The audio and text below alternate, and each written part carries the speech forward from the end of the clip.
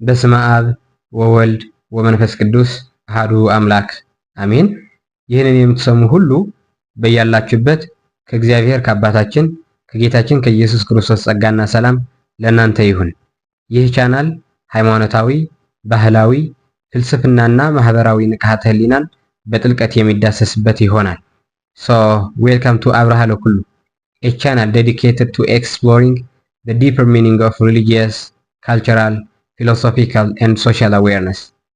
And don't forget to subscribe, like, share, and leave your thoughts in the comments. Your presence and voice make this community thrive. Thank you so much.